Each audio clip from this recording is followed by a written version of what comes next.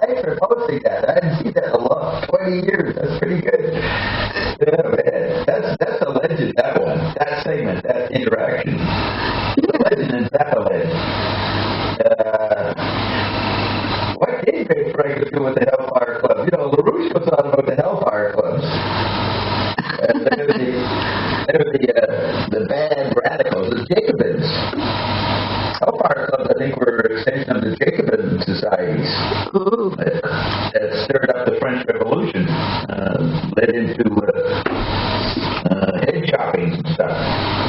Anyways, that was good. Okay, so that's my introduction. Yes, I'm ready to discuss your concerns as a patient of mine. By this process today. Yeah, the thing is, I think one of the main problems in our society is our concept of love, and I think it's something we haven't talked about in our Zappa series. Right. That he was always against romantic love, because since we are babies, we start learning from the environment and from what we see and from the media, from the songs we listen to and the films and TV, how we should interact with the opposite sex.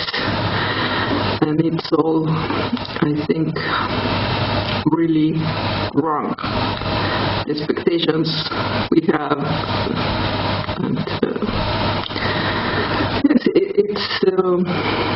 I think for women it's even more damaging because we grow up with a lot of expectations that just cause a lot of frustration and deception. A lot of abuse. Yes. Okay, that is what Zappa said. You're saying exactly what Zappa said. It's not that he didn't believe in romantic love. He didn't believe in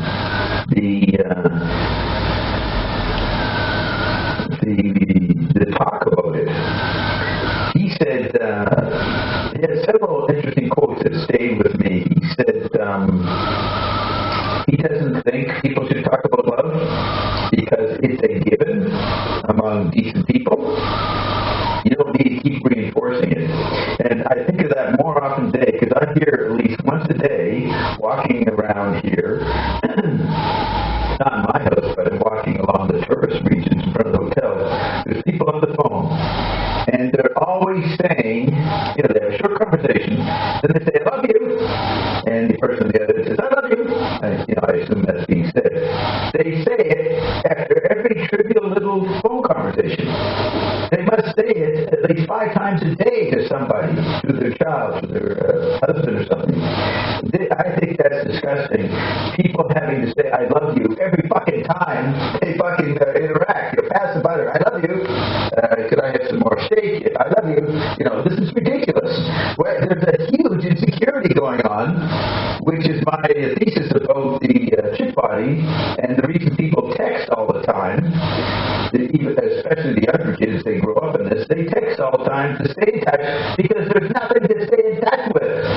The reality is so unreal for them that they must keep on a tactile level interacting just to make it seem like there's somebody else in the world besides them. And so part of that insecurity makes people say, I love you, all the time. It seems to be from the parents to the kids or the kids to the parents. I don't think teenagers saying it to each other like that repeatedly. So there's a big gap between the parents and the kids. The parents just feel so disconnected because they're not savvy with the texting, or they don't do it as much as they can. They don't have the time. So their insecurity comes up with this obsessive saying, I love you. I love you? I mean, what the fuck, man? You raised the kid. You showed your love to the kid. You used him a little bit, but that's all part of the showing nice contrast. You know, you didn't do it wrong, no matter what you did as a parent. You didn't do it wrong because you at least fed them. That's love enough. What the fuck do you want? Now, the next point is on We're Only for the Money, Zappa says, do you ever, he's talking about the kids rebelling and protesting, and then they get shot by the police or the guards. He predicted Kent State, which happened 3 years later in 1970. He says in the lyric, do you ever tell your kids you appreciate their mind? Very good question. It's the root of everything. They don't compliment the kids on their ability to come up with interesting ideas. They don't compliment them. They might compliment the kid if they obey. Yeah, they compliment the kid if he obeys, but they never compliment the kid on. Now, I'm not in touch with parents. Do any parents do that today? If there are any parents left, I don't know if there's any parents left because we've got poor bodies, chemical body parents are pretty minor. Anyways, it's a great point. Instead of emphasizing the vague emotions of love and saying I love you, you should say to the kid, did you come up with a good theory today about anything? And the kid says, yeah, Mom, yeah, I got one. I was listening to Bob Dobbs. This 4-body fucking thing is great. I think we need to understand the 4-body model. And the mother says, okay, gotta go shopping. I love you. Fuck that, says the kid. Take my mind, Mom. Now, knowing you personally and your background, you were never complimented for your fucking mind. They always thought you were autistic or something. They always thought that you were weird, right? Did anybody ever compliment you when you were very young about your intellectual talents? Not really. They tolerate it as if you had a disease, it's some aberration. But I think you're saying, you said to me earlier that people, Roger, what is he, Mr. Roger? Neighborhood? Yeah, his Neighborhood TV show. He said you need to pay attention to kids. Give them attention. He said not a love attention, but attention to what they're doing and take an interest in how they interpret what they're doing and what they say about it. That's another variation of what Zappa says. Pay attention to what they're thinking about. You don't have to agree with their thoughts or praise their thoughts or praise what they do, what they make. You have to pay attention. Excuse me. As a matter of fact, LaRouche said, a key point in art, why do we have art? Beethoven symphonies and that, is to practice paying attention. Paying attention to somebody is real love. There's no emotional qualities. You're attending to what they're saying or expressing, and you're ready to respond to it in some way. It's that kind of attention that kids need.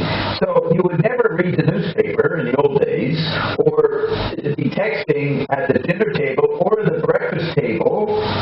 I don't even know if kids even have this kind of routine anymore, this middle class routine. But whenever you're with your kids, you don't do something else. You engage them and pay attention to their point, which is basically teaching them like people, teaching them as people. So you notice that most people really lack in paying attention to young people when I was in Berlin, I immediately paid attention to whoever whack job walked into our midst, right? And I engaged them. Yes, you talk to anybody. Yeah, not anybody. And I paid attention to what they're saying. You were quite impressed with that. If you didn't do that, you didn't interact with people in that way, or strangers anyways. So I think that's what Zappa was pointing out. That's what LaRouche was pointing out. That is real love, paying attention. And I guess in the bigger schools, it's hard for kids to have attention showered on them. I know teachers are trained to do it in some form, but the parents need to pick up the slack. The parents need to do the attending when they're with the kids. And if they are got maids doing it instead of them, the kid falls in love with the maid. The maid is the real emotional support. Usually in those situations, the parents aren't around. So the love question is very simple, but nobody says this. That's what I'm saying, unless you're Frank Zappa or somebody. Nobody points this out. It's attention, and that means stopping your chip body activity and fall back into your chemical body and engage it. And appreciate when a kid has thoughts, regardless of what it is. In general, it seems to me that parents try to be that way more. I understand they try to be friends to their kids. But that's more emotional. There's too much attention on the emotional, too much stress on it. Being a friend, if you're just a friend talking, just listening to their babble and not encourage them to be articulate or to say what other ideas are on their minds, then there's no good just being a friend. Just tossing the baseball or doing sports. There needs to be more action on verbal exchange and verbal expression. And Zappa said that. He said, forget this talk about love. Let's start acting together as if love is a given. Yes, because with these school shootings, there is all this talk that the games and the music are too violent and that they should be regulated. And Zappa said, no, there shouldn't be any censorship on any word. There should be no censorship on art or expression or communication. But why are these kids playing video games and all that? Because their parents aren't paying any attention, any real attention to them.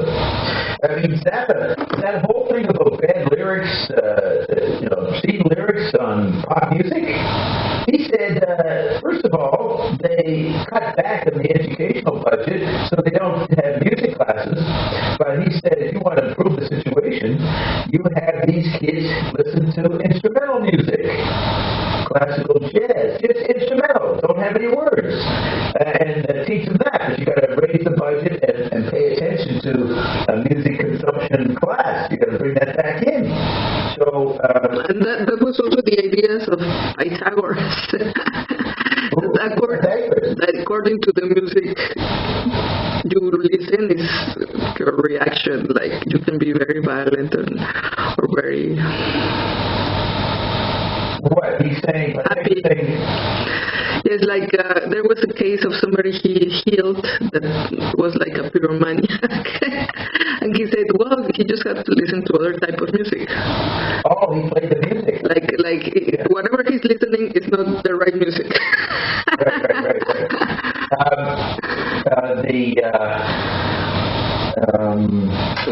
Once on a talk show, a woman called in and brought up a point to Frank, who'd been talking about this censorship for years, and made him think. He actually backed off on that point, and I can't remember what it was, but Zappa was capable of learning in the argument, and maybe it'll come to me at some point. This woman made a very interesting point about why censorship might be okay, but a whole different angle on it. And so he said, oh, I don't know what to say to that. That's an interesting idea. But back to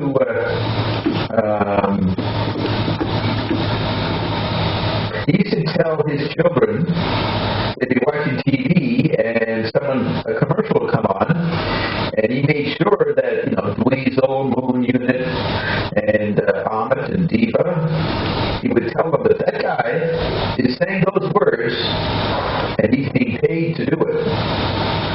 He told the kids that the information environment, a lot of what was around them on TV was people saying it because they were paid to say it. Like the military complex and the industrial complex are behind the production in Hollywood films and TV. Let's see, what else? In Frico, he had a couple ideas. He said, Zappa would sometimes put down pompous mind talk, pompous intellectuality. Nothing, if you're paying attention to somebody and they're being pompous or hypocritical or fake, you pay attention, you bring up points that they'll stop being that way because you're actually paying attention. People who are pompous or fake or phony in their talking are that way because they're not used to people paying attention to them. So they make up shit. Yes, and as a Zappa fan, we have to talk about this young Spanish guy. 2 days ago, he was condemned to 3 years in prison because he made a rap song. And the jury said he's insulting the royal Spanish family. But he's just using information he got from mainstream media. He got this from the news about the king going hunting elephants, or the daughter and the husband got into some corruption. They stole a lot of money, and they were pardoned. So this young guy, he's trying to, he sees this environment that is all corrupted and dysfunctional. And he's just trying to manage his anger or what he doesn't understand. He just make a song and he has to go to prison. Right. Okay, so if the news broadcast discussed the king, you have to remember, and you told me this, that there's a law in Spain that you can't criticize King Carlos or whatever. The royal family. Yes, but these things were known by everybody. Like, he's not inventing anything. Those are expressed by the corporate news networks.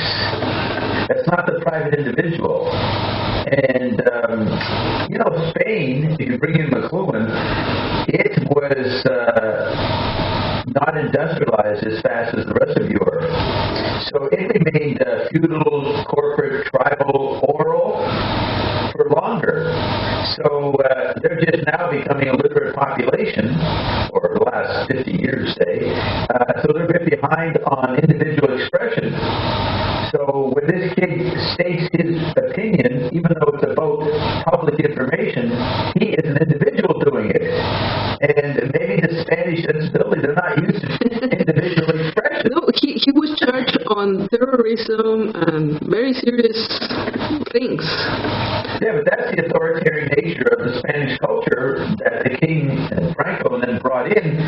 If somebody's going to change that, they're going to have to change the law. But this kid should have been told, if you express anti-views to the king and the royal family, you will go to jail regardless of what you're saying. They should have told the kid. This also shows what I am saying, that bloodline is bloodline. That the blood is still the blood. Okay. Yeah, there's an elite there in Spain, but that's not the issue here. The issue is... well, I think it's also an issue. Right, but not in this case, where this kid violated the law. If the Spanish people don't like the law, then they got to change it. They got to stop the king from imposing that rule that you can't criticize him. It's amazing to any other culture in the West that the king can even have that law, right? There is even a king. Right? There is still a king. Yeah. Still already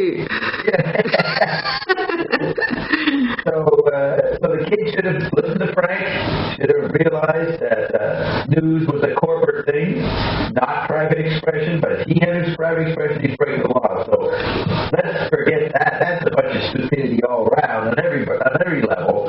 So the kid's at fault, the king is at fault, the people are at fault, Spain is at fault just for still being here. How the hell do you be a country in this global membrane? You can't be a country anymore. And all these prime ministers and presidents running around claiming they're heads of countries and bureaucracies are nonsense. They're denying what's going on. They're denying the love that's been created by the global membrane. We're all one. We're all in one discard electrified space. It's the Christ of body. What is Dante's vision? The body of the Christ is now technologically happening. Because that was also the idea of Marshall McLuhan. Yes. Well, he said Dante's vision of the body of Christ among all men has happened technologically in the 60s. And it's really happened with the internet. The global membrane has imploded. So we are in a fused imitation of non-physical. Non-physical is the thing that is the substance that unites all humans, according to Ion. And so we've extended that non-physical into the physical. We have a completely imploded environment. And now we got all this older media, speech, books, movies, TVs, politicians, bulldozers, laser beams, all these technologies clutter up the fused condition. Fused. He noticed also that this fusion, instead of bringing love, is going to make people violent because of the loss of identity. There is more violence among the sexes. There is more radical feminist, and there is this lack of balance in relationships. He said a couple things. He said in the 60s, when people heard the phrase global village, they thought of a pastoral rural scene, especially in North America. And McLuhan says that the railroad evoked that pastoral image. The railroad went around primitive nature, turning the primitive nature into an art form. So the worship of nature that comes into the Romantics is an effect of the railroad. But it doesn't mean that societies that existed in the agrarian pastoral landscape were passive and peaceful. They were more violent than industrial cities, said McLuhan. When you get everybody operating and living in one little space, everybody's nosy, everybody knows everything about everybody else. There's a lot of invasion of privacy, if there is even any privacy. And so people get annoyed and irritated with each other in the village, and they generally start butchering each other. Okay, it's almost like high school. Why are all these gangs happening in high school? They've always been there in high school. The tribal, because the kids are in school every day with each other. The proximity makes them irritated with each other. It's almost like a high school is a global village.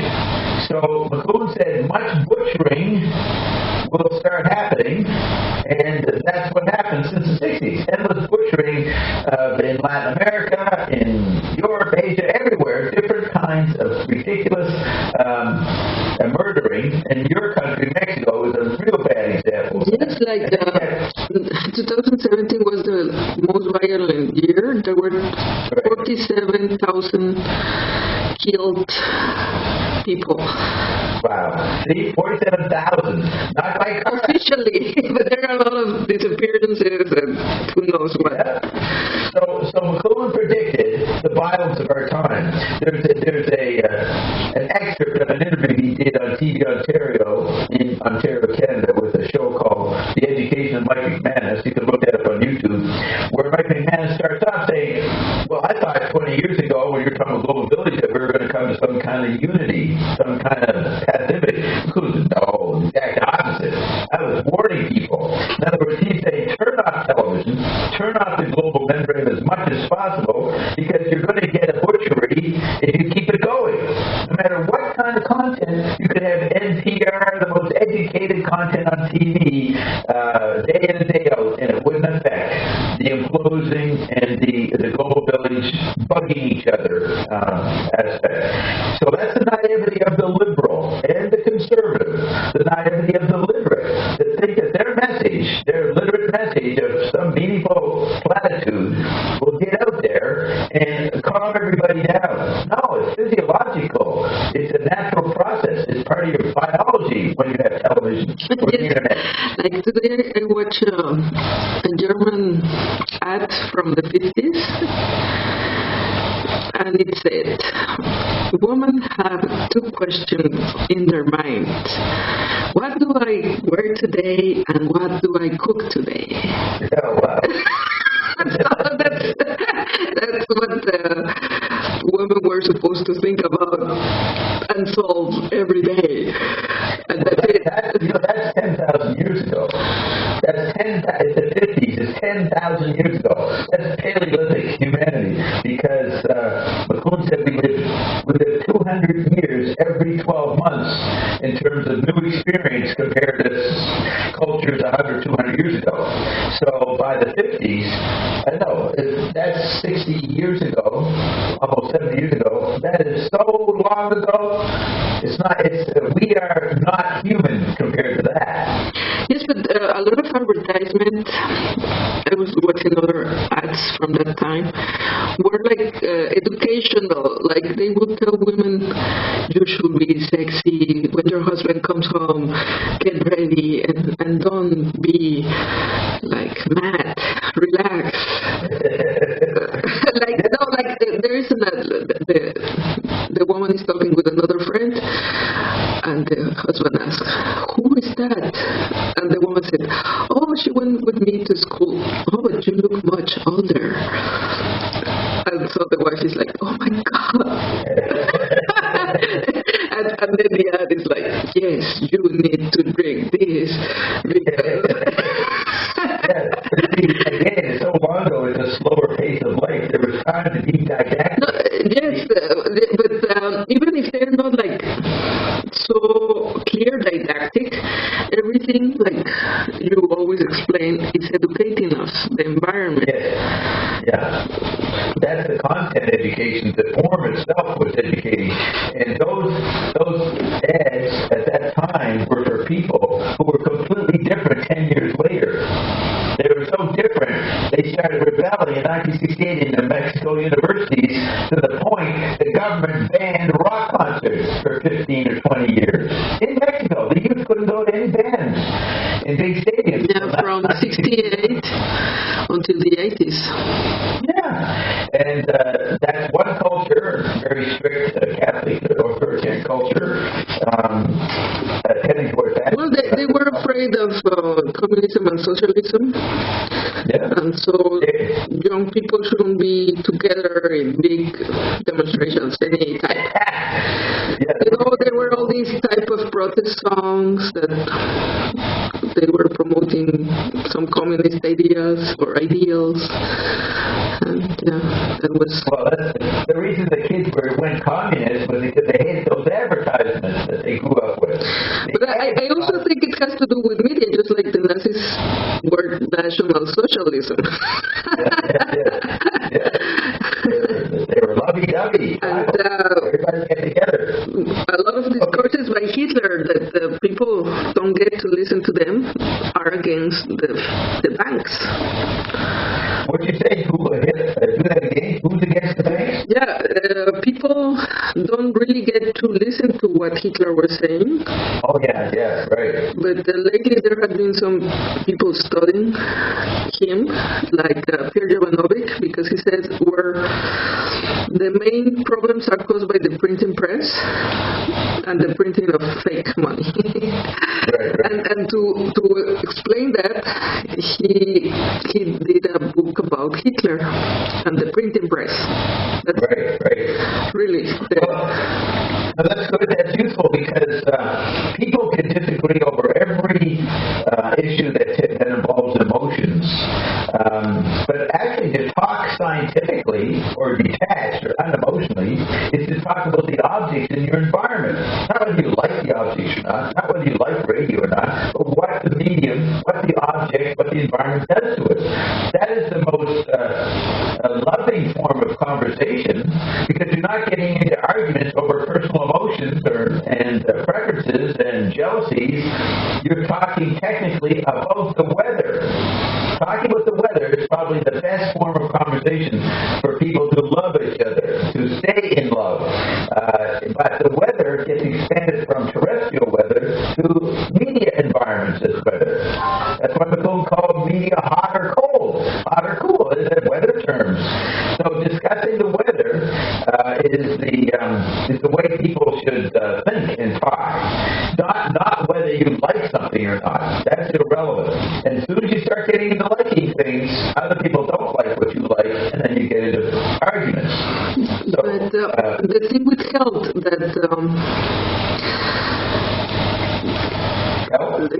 what you're explaining, your 6 bodies, it's very important to understand, because otherwise it's like people are still thinking, I need my other half, the other half of the orange, and we're like one orange and you're another orange, but it's this falling state that we feel incomplete, and then we have these other bodies that make things more complicated, like people have this Tinder app, they're hooking up, and I have a friend who had some problem because she was using this to chat with a man, but she said she saw that like a video game. She wasn't really thinking about leaving her husband. She was just flirting for fun, just like a distraction. But the husband find out and he wanted to get divorced. But this is the thing that we have to manage now. These other types of entertainment and interactions with the virtual relationships. Yeah, if you go to a party, you don't mind your lover talking to other people, flirting, dancing, social interaction. And therefore, getting on the video should be just another version of a party. It's a party conversation. But people don't take it that way. It's actually people instinctively know that interacting on video is real. It's maybe even more emotional than chemical body interaction. So they get jealous. The spouses, the lovers get jealous of interaction on video. We have to realize that video is not a pseudo event. It is biology. It is nature. So how do we coordinate all our different biologies now? Now let's go back to so Zappa. He said he did say once in the 80s that the media is all there is. He didn't say whether the media was real or not, but he knew that they had taken over completely, and that was before the digital stuff. So he had musical operas he made with robots and cyborgs and that. So he was always bringing in the technological part of our nature into his discourse and his satire.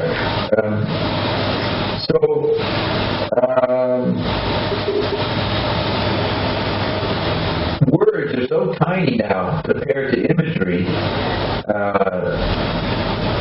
On Crossbar, they would have to ask Frank, do you mind your kids sending pictures of themselves naked to their fellow grade 6 classroom people? It would be interesting what he would think of imagery. He said words aren't a problem, but images, he'd probably be open-minded about that too. The thing is that imagery doesn't, or words don't affect anybody unless you bring in the past and past media. So you said today we have this identity crisis. We're all merged into a global unity, and there's nothing but leftover older media, which are fragmented, which are specialized, and people need them to make a living. So the making of a living is the recycling of old wealth. Not the new wealth is free. The actual environment of fused communication, fused, F-U-S-E-D, is something that can't put a price tag on. McLuhan used to say the electric environment can't be bought, sold, or stolen. You can't own the software communism of electric environment, of the digital environment. So that's why the thing with the bitcoins that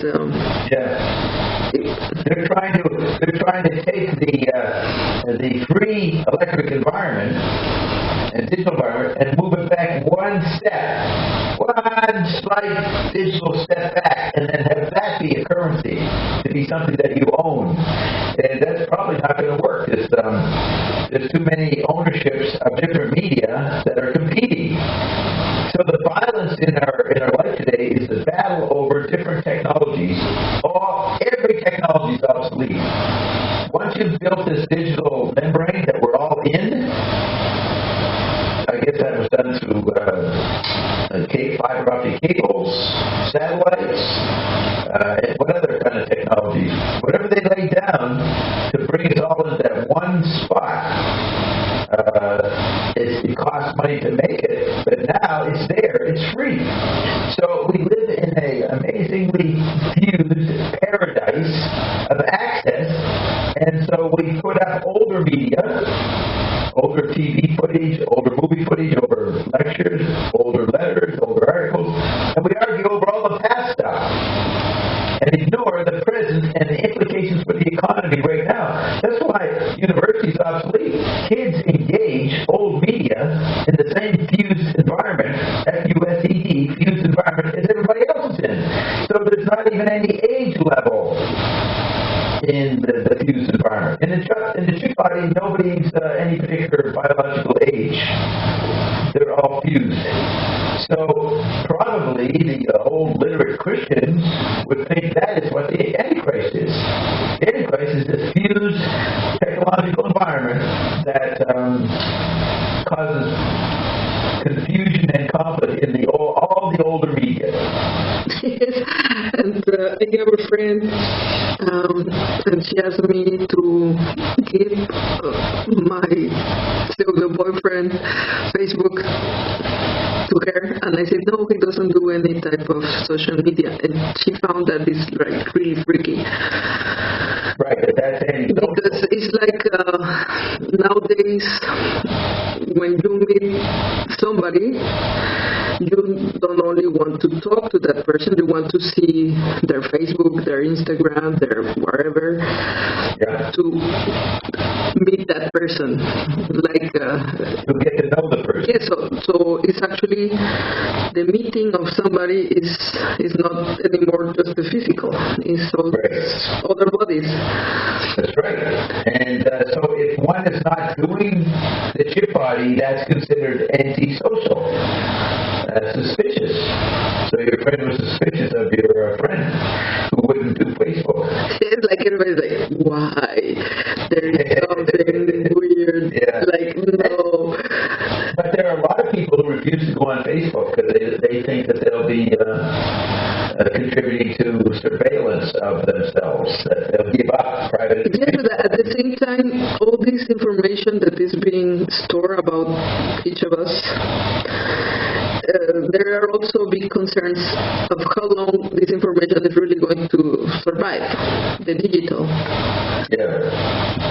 Like, I've lost all my pictures because I had some problem with my computer, and then like 2 years of pictures were gone, and you have to back up in other formats, but then the formats are obsolete and this and that, and you have always to move the information you want to store to the new format, and then they also don't last that much as maybe hieroglyphs.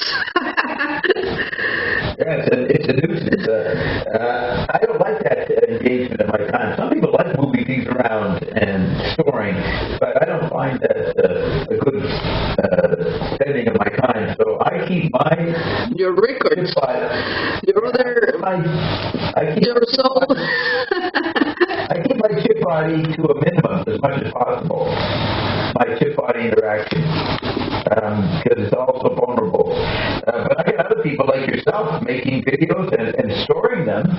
You're doing all that work, the storing. I don't. Well, we hope Ion is also storing. What? We hope Ion is storing them. Yeah. In their cloud. So so Zappa's arguing over words, and those debates were in the mid-'80s, before the digital world took over, before the chip body really became prominent. So they're quite ancient. Zappa arguing with a conservative or a fundamentalist Christian over whether words are bad. Now, what's interesting is Ion says that words are the most powerful part of your being, but they're not words with meanings. They're not words that society uses. They're not social mortar, is the term Ion uses.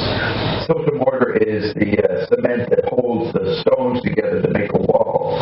So each medium in history has been a mortar holding people together, starting with speech, then writing, and the printing press, then the movies, television, radio. You go through the inventory of media or social mortar that held people together, but also caused conflict because the person's private, citadel consciousness could not be affected by media, but it would assert itself in a group dynamic. The fact that you are, you could say, a sovereign entity, is there in the midst of crowd and social mortar dynamics. And it confuses people because they'll feel threatened by media or by whatever is being discussed.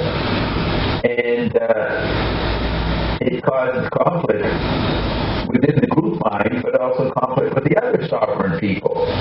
So when Yeats asks, how can you tell the dancer from the dance? That's the problem of social mortar interacting with your personal sovereignty, your personal citadel of consciousness.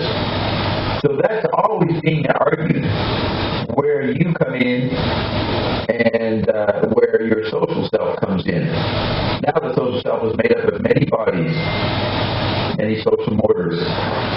So Zappa,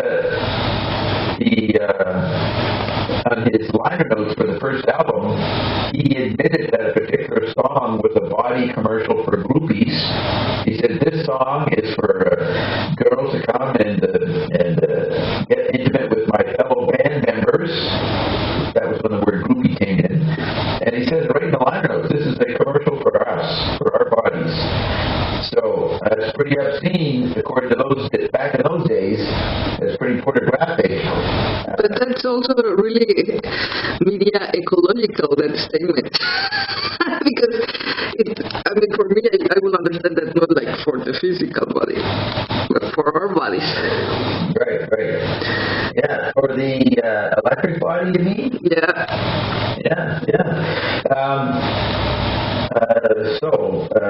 He was radical to say, because not many people said this unless they were some obscure philosopher, radical to say that love's a given and you don't need to talk about it, and the more you talk about love, the superior you become.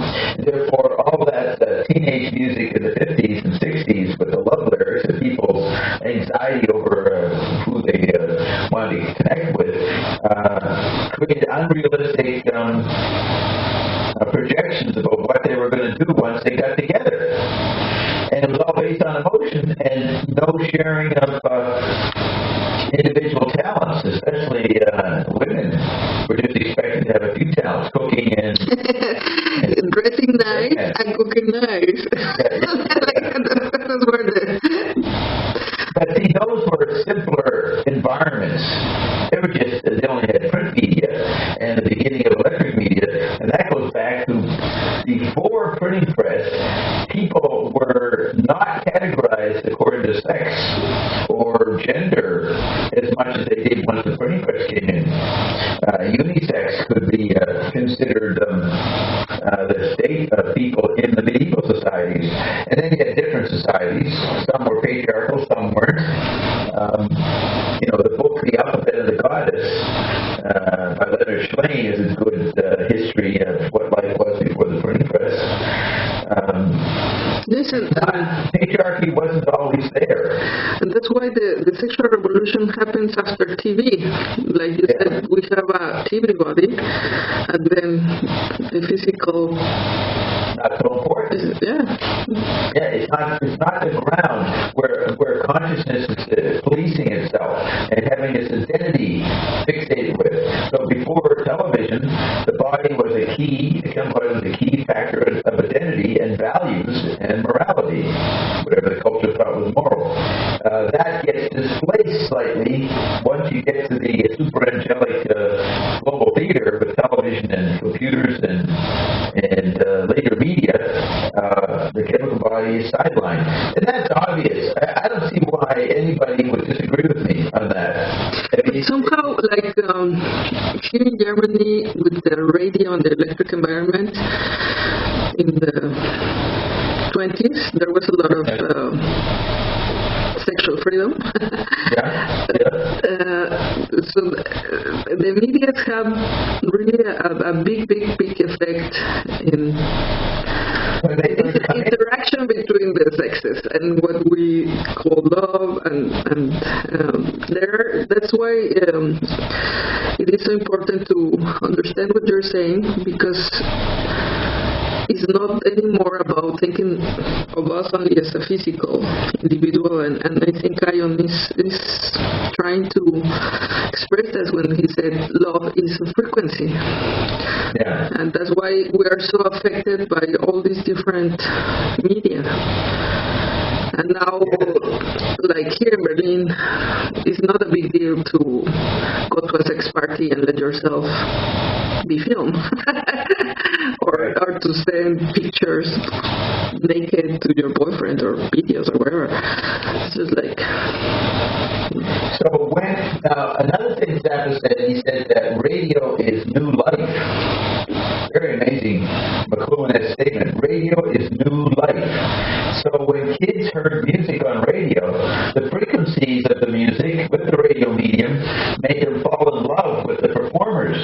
And it was a confused love, but they were expressing the gratitude of a whole new feeling, of a whole new sense of life, a whole new bunch of frequencies that was coming through the popular culture, through the pop music. It was very powerful. That's why McLuhan said it was the highest decibels of human consciousness at that point. Yes, it's like... I talked with the mother of my ex-husband, and she said when she saw Hitler, it was amazing how the people in this mass would get so excited. Like she said, you could not control it. It was like a football game that somehow the amplified voice, they had mics before they did it, caused something, and like all these group is shouting in the concert. They would not listen to the music. They were just hysterical. Yeah, so McLuhan would say, look how powerful these forces are, these new toys, radio and television. We don't recognize their powerful new frequencies, and we should control them more.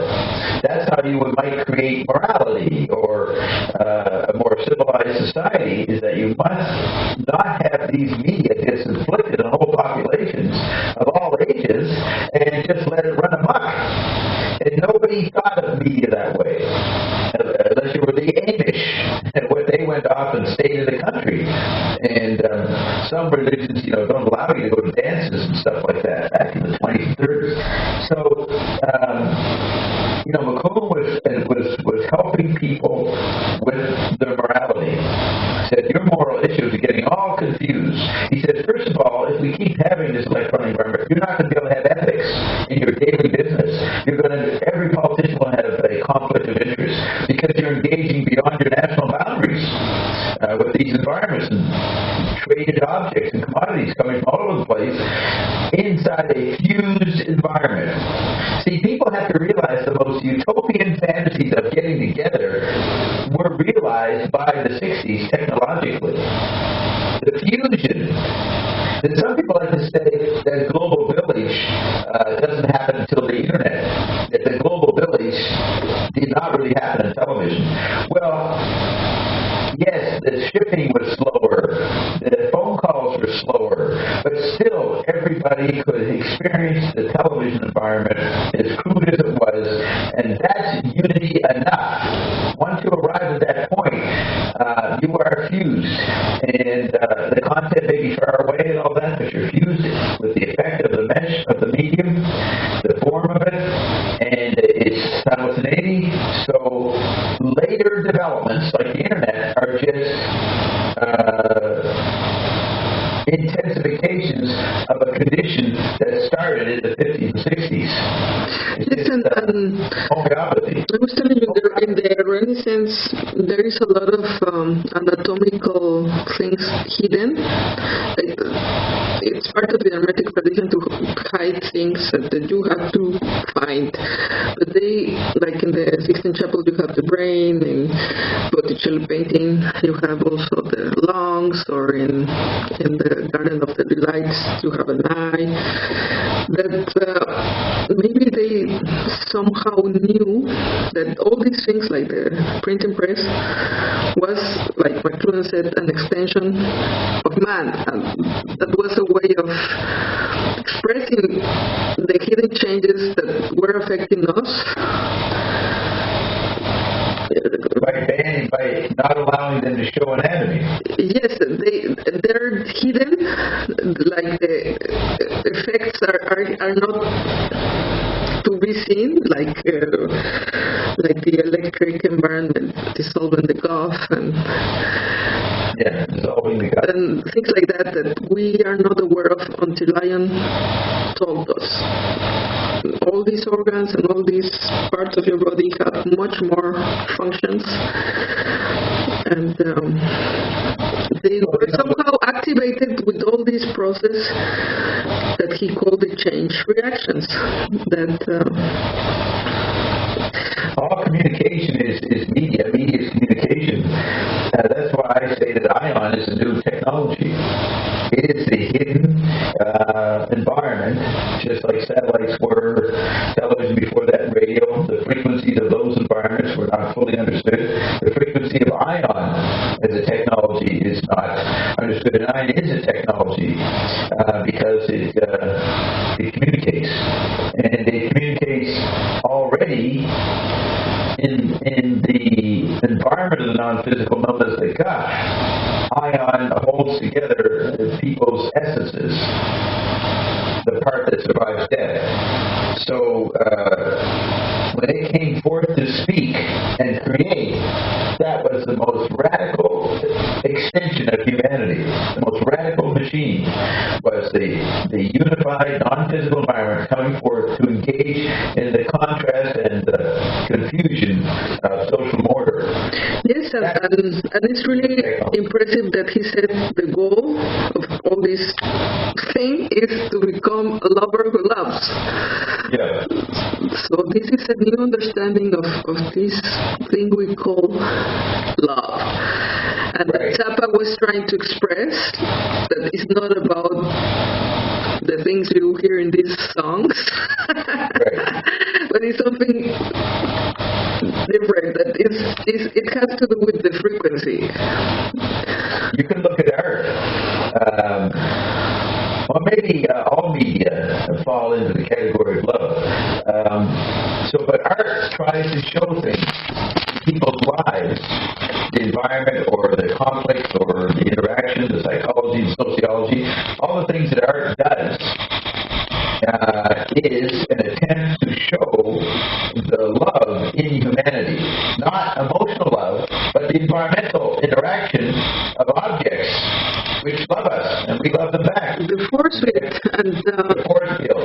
I see that in the arrow picture of the world, that they're like coming out of a portal, the force field. Yeah. And also in the cathedrals, you have also these glass windows, the circular ones, like a big flower. Those are all representations of these force fields. Right. The rings. and that's the... Like, we have to achieve this frequency to go through that force field. or that portal. And when people fall in love, they fall through a portal. They fall into a frequency with somebody. And so the action of technology, which is to create a frequency, is the action of love. But then social language, social rules come into that and cause confusion. But apparently we like that confusion because that creates contrast, which then we have to be creative in getting around that contrast. So the noise that comes from social mortar is part of love also. That's why Ian says there's no negative. No negative. Nothing's negative. Not even dying is negative.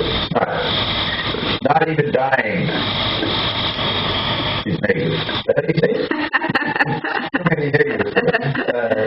Double negative. Dying is not negative.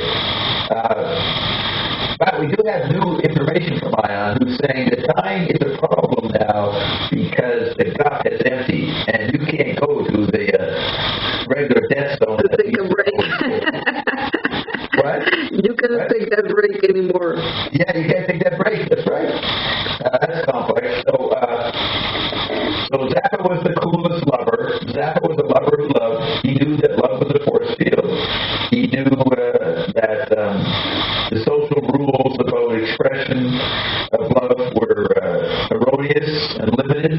Maybe he didn't have enough appreciation of the necessity of bad rules and bad contrast and stupid people. He didn't understand that we need stupid people to create contrast, so you can be creative with it.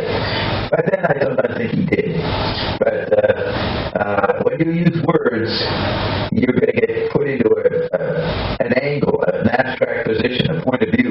Yes, and I suppose ascended ones, like enlightened ones, like hermits or saints, they're all single because they don't need to look for some validation, or it's like you can be happy on your own and you don't need to engage into these weird things, relationships and dependencies. Right.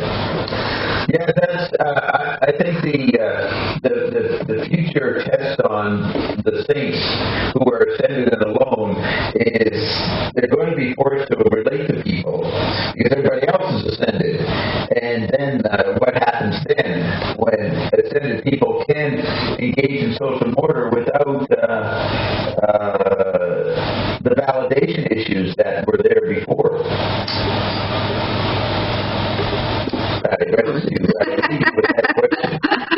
You tell us how it is. I live that way. I know this place. You go eat some ice cream, you go to the beach. Ice cream and whoever I meet on the way. Some popcorn. Some popcorn. Popcorn, but whoever I meet along the way is my love. You ride the wave. Right. It doesn't matter the size. You just go. Whoever I meet along the way to the beach, whoever I meet along the way is my lover for the day. Okay. It doesn't mean that you have to engage the chemical body. It's basically, to come back to my point, is I'll pay attention to the person that enters my reality. Paying attention is how you love. And I look at everybody I walk along the pathway. I make an effort to make eye contact. And most of them don't make eye contact. They're not paying attention to who's coming into their space. They're not lovers.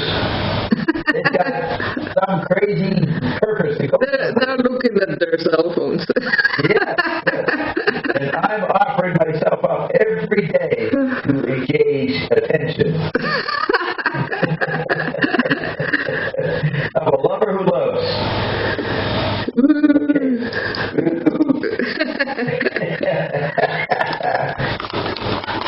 I'm going to be creative.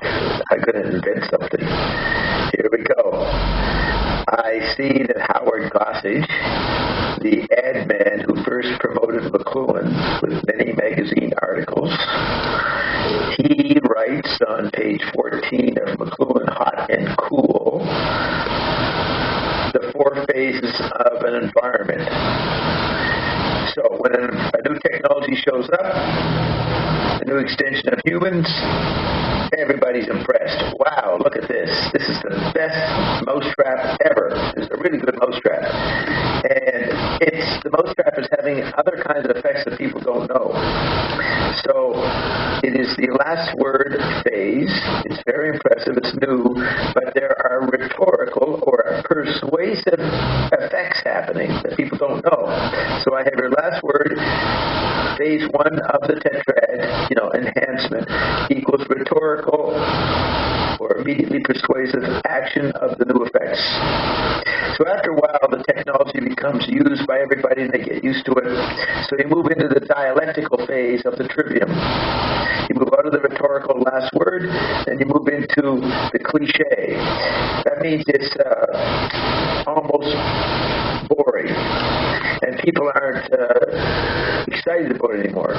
So that's when people start to say, we've had TV, we've had President Trump, he's a president, I'm bored with Trump, we got to get a new president.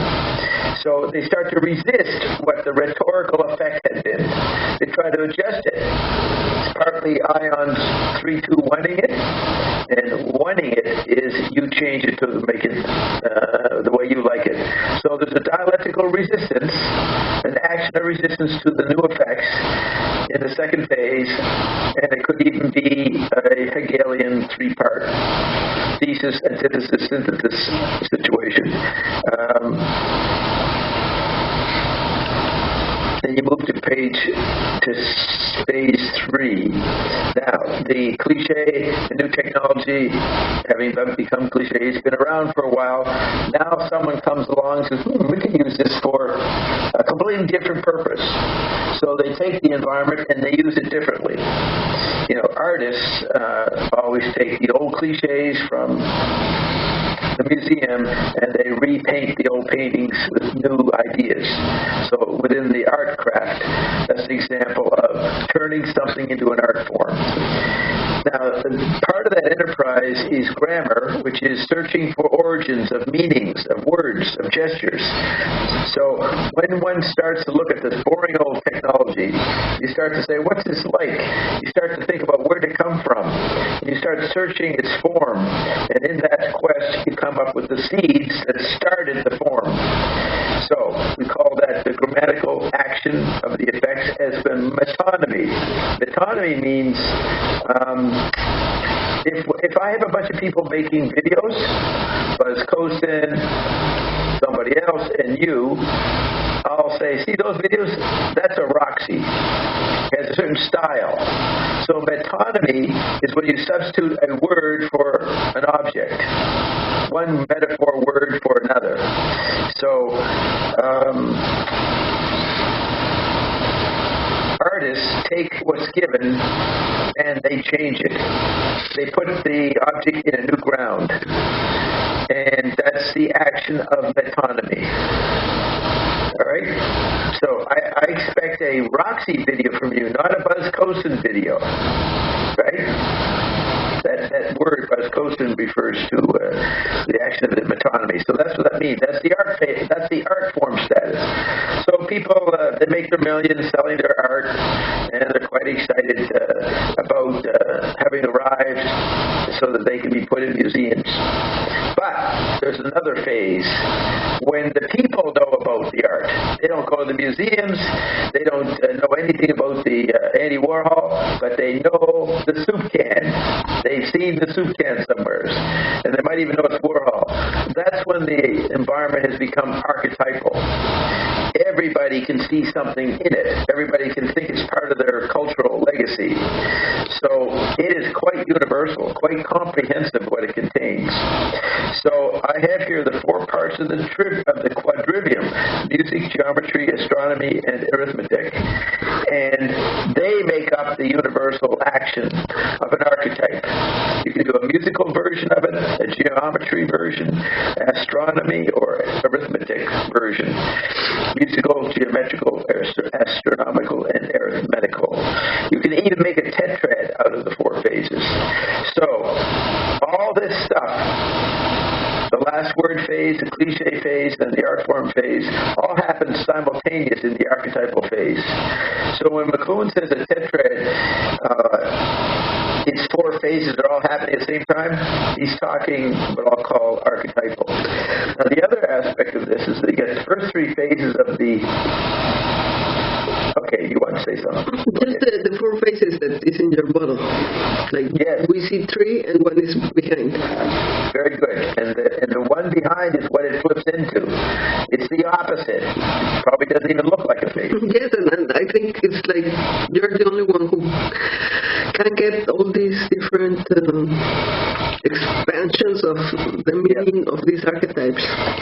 Yes. So I take the trivium, the last word is rhetoric, cliche is dialectic, and art form is grammar, and you push that process to extreme, it flips into its opposite. And the opposite of the trivium is the quadrivium. It flips into music, geometry, arithmetic, and astronomy. So that whole action is different from the last word purpose, the cliche purpose, and the art form purpose. So I've made a tetrad out of the trivium flipping into the quadrivium. And it also shows these 4 phases, the last word, the cliche, the art form, the archetype. And it's a nice little pattern.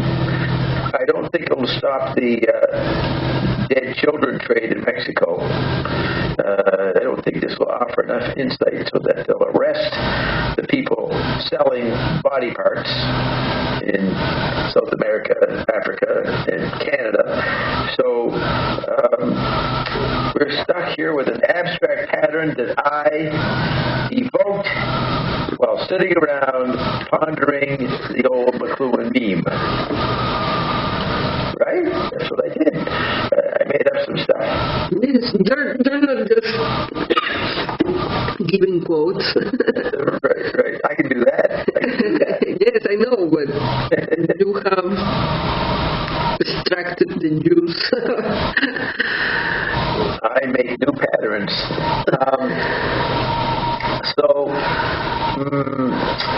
So when one says McLuhan is reported to have said that art is anything you can get away with, I don't think McLuhan said that, because if he's going to talk about art, he's going to talk about these 4 phases: last word, cliche, art form, and archetype. He's going to break it down into more subtle shifts, not just some vague statement, art is anything you can get away with. No, art is the 3rd phase after the last word in the cliche action. And it flips into archetype.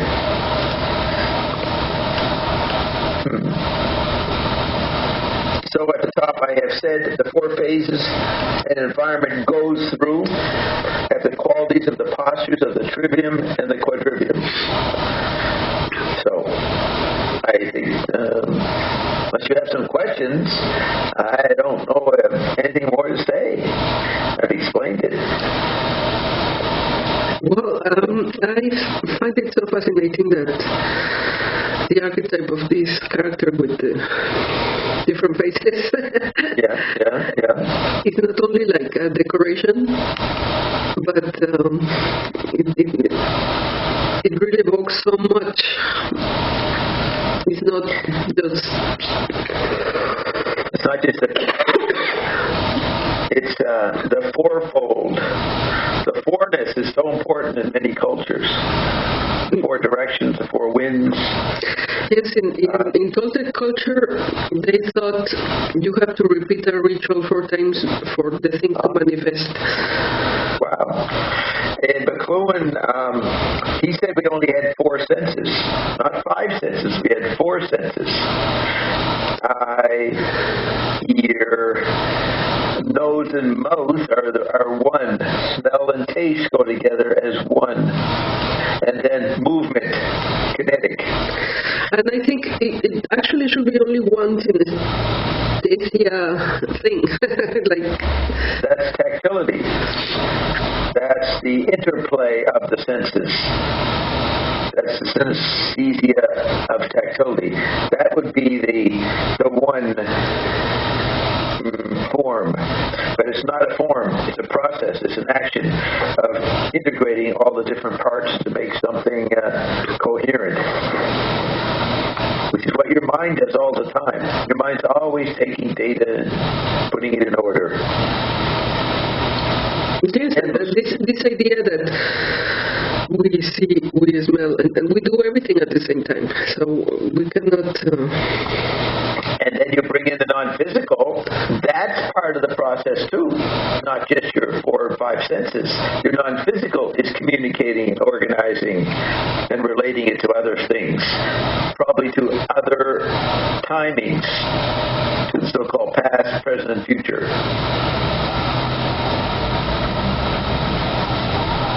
Yes. Yes, I think.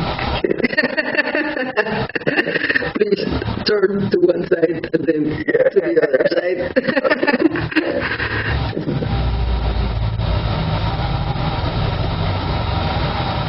Okay. Right. And then the third. And I look right at you. And then That's the fourth one is over here. Can you see it? The fourth side. the darkness. It's on the forest of my shirt. The jungle of my shirt. That's the fourth base.